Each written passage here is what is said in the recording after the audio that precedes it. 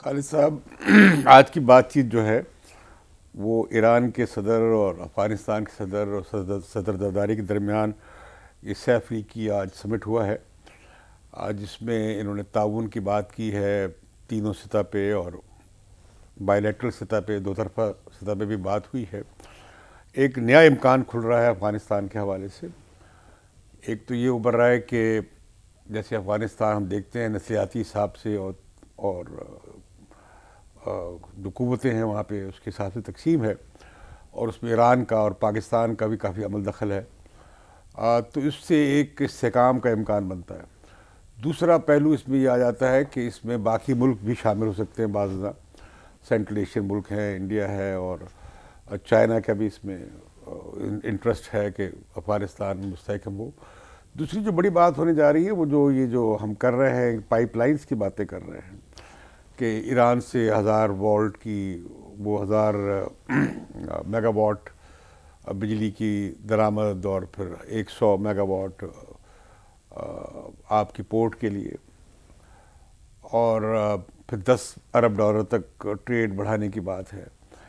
ये जो हम देखते हैं नई गर्मजोशी इसमें आई है, ख़ासतौर पर ईरान की तरफ से। पहले बात चलती रही, पाइपलाइन पे हुई बात, गोल हो गई। ये क्या फैक्टर्स आप देख रहे हैं, किधर इससे क्या इम्कानात खुलते हैं? देखिए, ये तीसरी समझिए कि सैफरी की सरबराही कॉन्फ्रेंस है। इस दफ़ा ये बिल्कुल मुख्तलिफ है पहली कॉन्फ्रेंसों से। ये इसका जो उन्वान है वो तो यही है कि दहशत गर्दी के ख़िलाफ़ हम आपस में गुफ्तगू करेंगे, लेकिन ये ज़्यादा स्ट्रेटिजिक हो गई। और इसमें जो दिलचस्पी की बात यह है कि अमेरिका के जाने की वजह से, जो कि अगले 2 साल में वो जाएगा, अफ़गानिस्तान और पाकिस्तान में एक तरह से अदम तहफ़्फ़ुज़ पैदा हुआ है कि अमेरिका के जाने के बाद हमारा हाल क्या होगा। तो दोनों मुल्क इसके बारे में कुछ तशवीश रखते हैं, अफ़गानिस्तान की। लेकिन ईरान की तरफ से भी एक नई तशवीश सामने आई है, वो है सैंक्शंस का लगना और ईरान पर उनका मनफी असर ज़्यादा होना। पहले से बड़े हालात ख़राब हो गए। तो तीनों मुल्क एक तरह से गर्मजोशी दिखा रहे हैं। ख़ास तौर पे अहमदीनेजाद साहब की अगर आप बॉडी लैंग्वेज देखें तो वो बहुत मेरा ख्याल गहराई से चाहते हैं कि कोई नई तजवीज़ सामने रखी जाए और इस खित्ते के अंदर जो कि ख़राबी पैदा हो रही है। देखिए, अफ़गानिस्तान बहुत जल्द इक़्तिसादी बहरान में चला जाएगा। पाकिस्तान के अंदर पहले से इक़्तिसादी बहरान है, ईरान के अंदर एक पैदा हो रहा है ऐसा ही बहरान। तो वो मेरा ख़्याल इस वक्त पहली दफ़ा ईरान का जहन हथियारों के बजाय इक़्तिसादियात की तरफ जा रहा है। और उसमें जैसे आपने कहा कि पाइपलाइन का एक बहुत बड़ा हिस्सा है। पाइपलाइन की वजह से ईरान का ताल्लुक़ साउथ एशिया के साथ बनेगा। भारत की तरफ वो जाना चाहते हैं, बड़ी मार्केट तो वही है। पाकिस्तान बहुत अहम समझता है इसको, क्योंकि और कोई रास्ता नहीं है।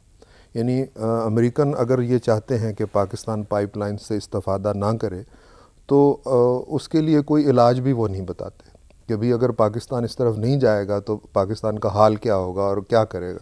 वो कहते नहीं Turkmenistan, Afghanistan, Pakistan, India pipeline जो है। हाँ जी, वो देखिए पाकिस्तान ने उसमें बिल्कुल इनकार नहीं किया, बल्कि दस्तखत किए हैं और भारत भी साथ है। लेकिन उसका सामने आना बहुत मुश्किल है अभी तक। उसमें बहुत सी चीज़ें माने हैं। ये तो क्या इस वजह से भी नहीं है, जैसे कि मुझे लग रहा है कि चूँकि ईरान आलमी तौर पर तनहा हो गया है और उस पर माशी बंदिशें लग गई हैं, तो ईरान को एक इलाकाई इत्तेहाद चाहिए जिसमें वो पनाह ले सके। उसमें इंडिया भी आ जाएगा, उसमें चाइना भी आ जाएगा, और ये पूरा जनूबी एशिया और सेंट्रल एशिया आ जाता है। तो इससे ये जो आप कह रहे हैं कि एक तो उसके कोशिश होगी कि ये इक़्तिसादी तौर पे उसे ये रास्ता मिल जाए जो आलमी तन्हाई है उसे निकलने का, और दूसरा गालिबन ये है कि ये जो पूरा अफ़गानिस्तान का और पूरे इस खत्ते के दरमियान एक अफ़गानिस्तान के मामले पे जो स्ट्रेटेजिक इत्तफ़ाक़ राय है इलाकाई सतह पे, उसके बनने का इम्कान बनेगा।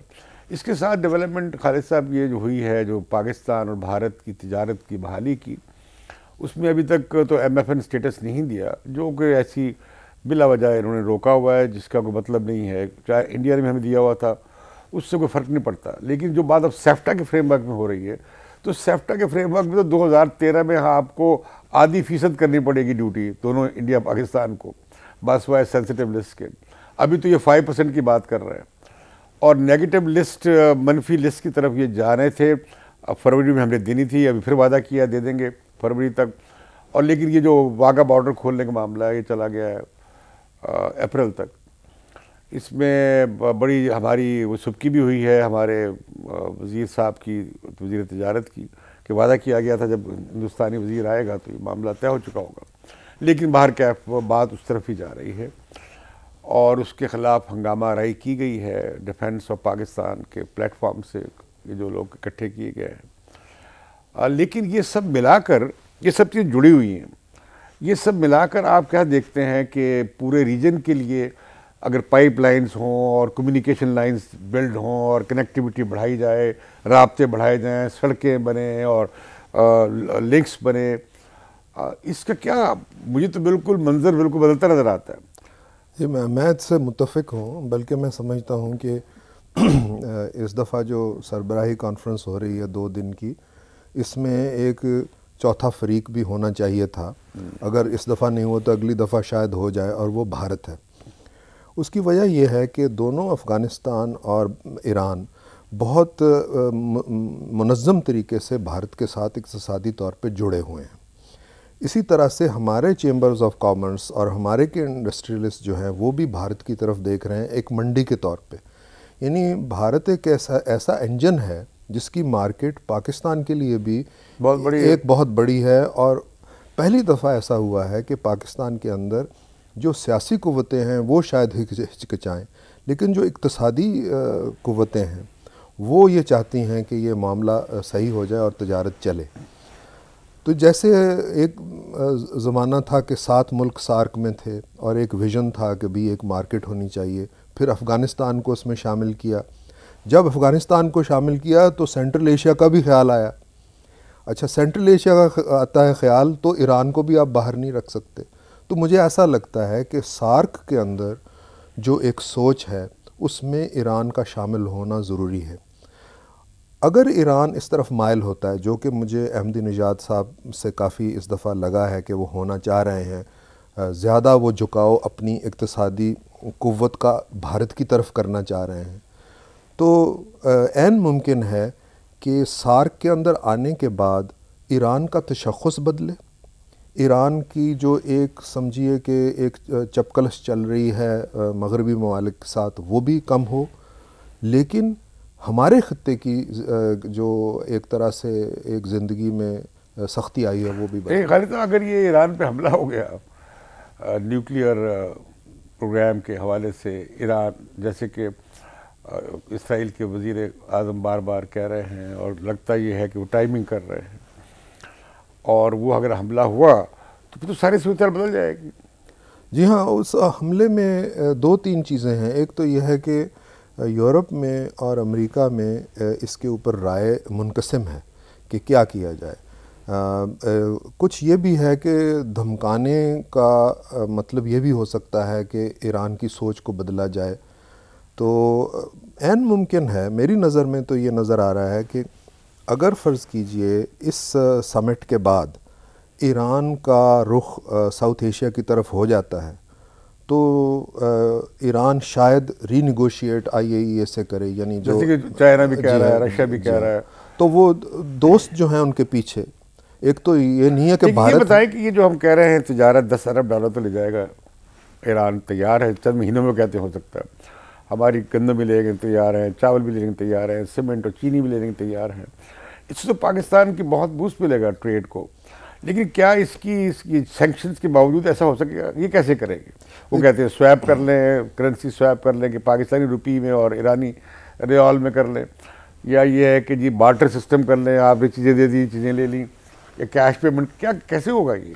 देखिए, अभी तक जो स्टेट बैंक वगैरह के ऊपर सैंक्शंस लगी हैं उसमें बहुत बड़ा धचका जो है वो जापान वगैरह ऐसे मुल्क हैं, कोरिया है, जो कि तेल बहुत ज़्यादा ख़रीदते थे, और उन्होंने सैंक्शंस को मान लिया है, यानी वो अब ईरानी स्टेट बैंक से ताल्लुकात उन्होंने तोड़ लिए हैं। हाँ। तो उसका असर बहुत बुरा मनफी हुआ। लेकिन जो और चाइना तो उन्होंने नहीं, अब देखिए सैंक्शंस कौन मानता है, ये हैं एक मुल्क के सैंक्शंस, ये कोई यूएन के सैंक्शंस नहीं है कि सब ने मानने, एक मुल्क के सैंक्शंस हैं। जो तो इत्तेहादी हैं अमेरिका के, मसलन जापान है, उन्होंने नोटिस दे दिया कि जी हम आपसे कोई सरोकार नहीं रखेंगे। लेकिन क्या चीन, क्या भारत और फिर आखिर में पाकिस्तान, अगर ऐसा मामला हुआ, क्या हम यूनिलैटरल सैंक्शंस जो हैं अमेरिका की उनको मानेंगे या नहीं? क्योंकि अभी तक हमने ये देखा है कि जो तो यूएन की सैंक्शंस हैं उसमें बेशतर ममालिक साथ चलते हैं, लेकिन इस पे सदरदारी ने तो, हाँ, सदरदारी तो कहा कि वो हमें छोड़ दिया है उन्होंने जंग के बाद, तो अभी हमें मुतबादल चाहिए। लेकिन इसमें ये जो सऊदी अरब हैं और ये जो हमारे फ़िरका परस्त हुकूमतें हैं, क्या वो इसे बर्दाश्त करेंगी कि हम ईरान के करीब हों? देखिए, अगर तो हमारा ईरान से करीब होने से कुछ जो आपस के तफर्रुकात उनके हैं या खिंचाव है वो कम होता है, तो मैं समझता हूँ बहुत अच्छी बात होगी। और पाकिस्तान का रुझान भी यही रहा है कि अरबों के साथ ताल्लुकात हैं, क्योंकि हमारे लोग वहाँ ज़्यादा काम करते हैं और वैसे भी एक सुन्नी दुनिया के साथ ताल्लुक़ है। लेकिन आप देखेंगे कि पाकिस्तान में ईरान के बारे में जज्बात हमेशा यानी मुस्बत रहे। पाकिस्तान में अगर लोगों से पूछें तो इससे बावजूद कि पाकिस्तान के अंदर एक फ़िरकावारियत है, ईरान के बारे में लोगों की, तो क्या आप नहीं समझते कि सदरदारी ने कि एक मुतबादिल स्ट्रेटेजिक ऑल्टरनेटिव डेवलप किया है? मैं समझता हूँ कि कुछ करज़ई साहब और जरदारी साहब, ये दोनों में इतनी लचक है, ये कुछ कर सकते हैं। तो आज की बात हम इसी पे ख़त्म करते हैं कि ये ईरान पाकिस्तान की कुर्बत जो है हमारे ख़त्े के लिए और ख़ुद हमारे इक़्तिसादी मुस्तक़बिल के लिए अच्छी है। वहाँ ख़दशात भी हैं कि अमरीकी पाबंदियाँ लगी हुई हैं इक़्तिसादी, उससे हम उसका कैसे उनसे बच सकेंगे और रास्ता निकाल पाएंगे। और फिर दूसरा, अफ़गानिस्तान में जब तक साबका शुमाली इत्तेहाद वाले और अफ़गान और पख्तून ये इकट्ठे नहीं होंगे, जिसमें ईरान और पाकिस्तान एक अहम किरदार अदा कर सकते हैं, अफ़गानिस्तान में अमन नहीं हो सकता। और ईरान का अफ़गानिस्तान के लिए और पाकिस्तान का मुस्तकिल अमन के लिए इकट्ठा होना अफ़गानिस्तान के साथ, ये खुशाइंद बात है इस पस मंज़र में कि जब अमरीकी चले जाएँ तो एक इलाकाई इत्तफ़ाक़ राय हो, और उसमें सेंट्रल एशिया को भी लाना चाहिए, उसमें इंडिया और चाइना को भी लाना चाहिए, ताकि तमाम ख़ित्ते के मुल्क अफ़गानिस्तान में एक प्रॉक्सी जंग में फंसने की बजाय अफ़गानिस्तान को मुस्तहकम बनाने की कोशिश करें, जो हमारे इस्तेकाम के लिए ज़रूरी है। मैं इससे इत्तफ़ाक़ करता हूँ। मैं समझता हूँ कि हथियारबंदी की बजाय अगर इक़्तिसादी ताकत की तरफ जाया जाए, जो कि चीन का हदफ है और जो कि भारत में भी इस वक्त एक इक़्तिसादी क़ुव्वत बन रहा है, अगर ये सारे ख़ित्ते में हमारा हदफ ये हो कि हमने खुशहाली लानी है और लोगों के लिए एक ऐसी मार्केट पैदा करनी है, तो इससे बेहतर और क्या हो सकता है। इस पर हम बात ख़त्म करते हैं।